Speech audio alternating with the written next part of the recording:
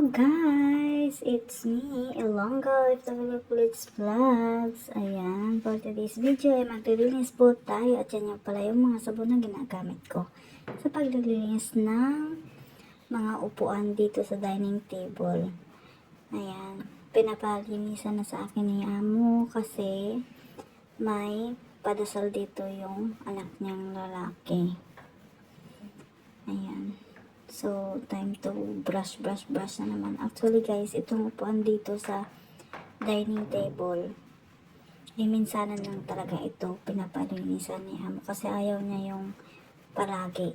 Kung may madumihan man dyan, kailangan siya agad-agad na sabunan or i-brush. Pero yung brush na ginagamit namin dito guys is yung may na siya, may sponge siya nakasama, tapos yung malambot lang. Kasi pag matigas na na brush, buhol-buhol na yung tela dyan sa upuan. Kaya dapat yung lang, yung malambot lang na brush. Ayan. At yan nga po pala yung aking ginagawa. Ganyan ako maglinis ng upuan. Hindi ako tinuruan ni Amo kung paano ang tamang paglinis niyan. Pero sabi niya, ikaw nang bahala, basta malinisan. Kaya, no choice. Hindi ako. Sa tingin ko, yan ang dyan ako na na dalian. Yan ang pinakamadaling paglilinis para sa akin. Kasi may naman tayo, kanya-kanya naman tayong way ng paglilinis. Ayan.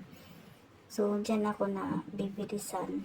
Kasi pagkatapos ko niyan guys, mag-akit ako dun sa taas.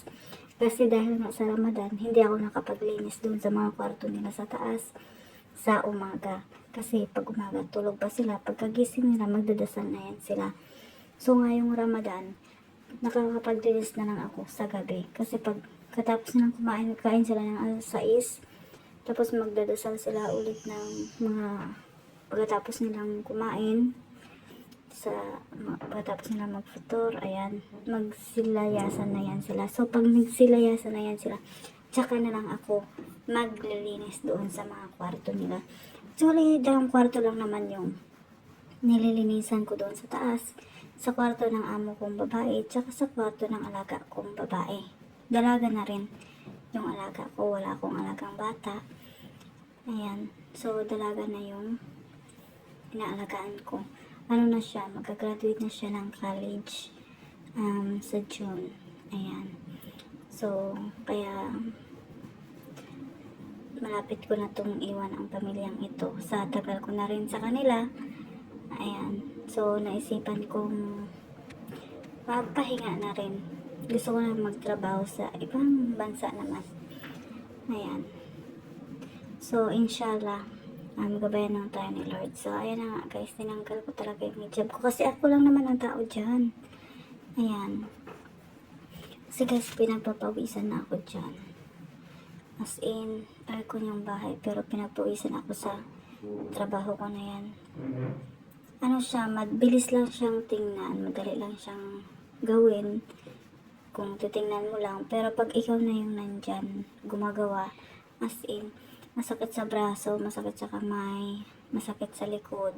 Ayan. Lahat na lang masakit. Scholar tabang. Ayan. Pero kinakaya. Ayan. Para sa pamilya. Ayan. So, nagtagal na ako dito sa mga amo ko. Mag-ano na ako. Magsa 6 years na ako dito sa June. Ayan. So, next year, January, iwan ko na ito sila. Kaya, depende na yun sa kay Amo kung kukuha pa siya ng iba. Kung gusto niya pa may katulong siya kay mag-aasawa na rin siguro yung alaga ko. Dalaga. Kasi tinanong ko na rin yan siya kung mag-aasawa pa siya, hindi pa dami niya alam. So, siguro, pag wala na silang katulong dito, mag-aasawa na yan. Bahala na siya sa buhay niya. Basta ako, tapos na ako sa kanila. Kapagod guys, lalo na pag Ramadan. Grabe. Ako lahat ang tagalinis, tagaluto, yan, loob at labas yan ng bahay. Diba dati sa mga previous videos ko, ayan, nakikita niyo naman yung mga nililinisan ko. Pero hindi ko lang talaga pwedeng ipakita lahat ng area dito sa bahay kasi mayroong mga amo na na ayaw talaga nila. Pero alam naman ng mga amo dito na may vlog ako, may YouTube channel ako, ayan. Lalo na yung dalaga. Ayan, napaka-supportive niyan. Pag nagluluto siya minsan, di ba may din ako, previous video din ako na, na siya yung gumagawa, videoan niya lang sa akin, para daw may i-content ako. Ayan. Tapos, tinuturuan niya ako kung ilan yung ilalagay, ganun. Yung takal. Kaya hindi lahat ng videos ko ako ang gumagawa. Pero pagdating dun sa kanin, sa mga ulam, ako po talaga yung gumagawa. Dun lang sa sweets. Kasi hindi naman talaga ako tutok sa sweet. Kasi yung amo kong babae, yun yung gumagawa talaga ng sweet dito. Tsaka yung alaga kong dalaga. Tsaka yung isa niyang kapatid na babae na minsan nang napupunta dito kasi nga may na siya, may pamilya na siya, so nandun na siya nakatira sa side ng asawa niya. Ayan guys, so malapit na tayong matapos, balik na tayo dito. Ang dami ko nang daldal sa inyo, napaka-chismosa. Marites. Ayun na nga. So, continue na tayo dito sa ating brush. Ayan, malapit na tayong matapos dyan guys. 4 na lang yan. Pagkatapos niya ng 1, 3 na lang. Tapos na tayo. Ayan. So, ayun na nga guys. Papakita ko din sa inyo mamaya yung mga pesto dyan ng mga upuan na hinatid kanina lang din. Ayan, para may maupuan yung mga magdadasal dito. At ayan na nga guys, nauubusan na yan ng laman yung bote na yan.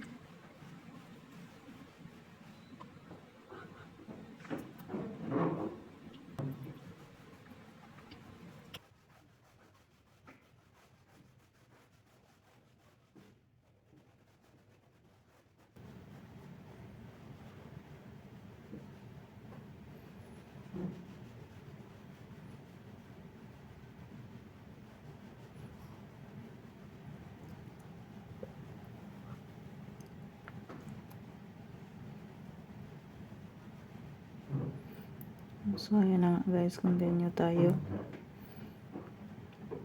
Ayan. Hindi naman yan siya kailangang basang-basa talaga paglalabhan mo. Kasi, yun na nga sa ilalim niyan ay kahoy na. Kaya kunting kunting brush lang yan na may sabon naman. So, mabilis naman siyang matanggal yung mga mancha na nandyan.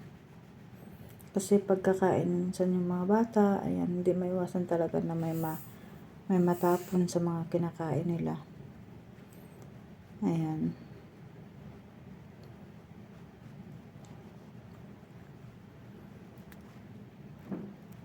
Napakalaking bahay nito guys. Kung sa labas kayo, kung titingnan nyo,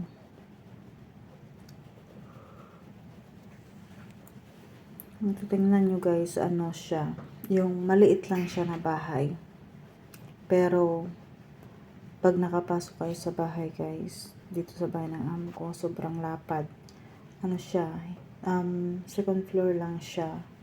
Pero, malapad. As in malapad. Kaya, hirap din. Tapos ako lang mag-isa naglilinis araw-araw.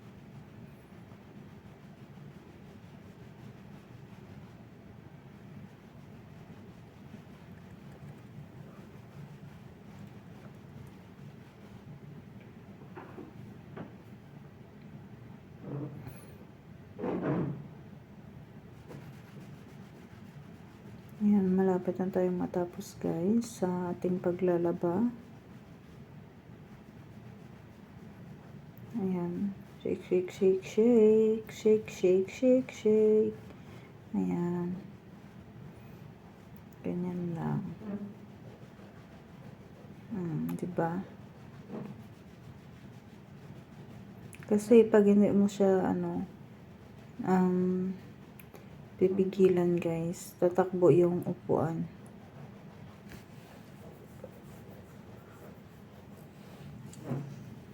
Masyadong madulas ang sahig.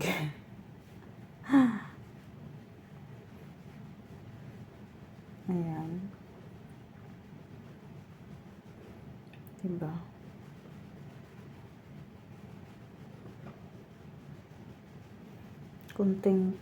Kunting-kunti na lang ang ilongga. Ayan. Matatapos ka na dyan sa iyong ginagawa. Kaya mo yan. Laban lang. Ayan, nakaredy na para mamayang gabi sa kanilang padasal. Ayan. Nakahanda na yan. Daming upuan. Ayan. Nandyan na yung mga gagamitin nila mamaya sa padasal. Ayan. Andun sa gitna. Ayan. Tapos mamayang gabi pat dito mag-umpisa ang padasal kasi gabi nga talaga nagpapadasal dito. Ayan. Yung among lalaki lang, anak ng amo ko na lalaki yung magpadasal dito. Ayan.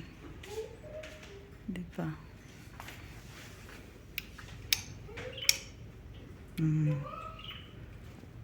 Ganyan mamayang gabi. Hanggang dito, ang daming upuan. Bilangin nyo kung ilan yung upuan guys. Ayan. Bilangin nyo kung ilan yung upuan. Tapos ito pa. Ayan.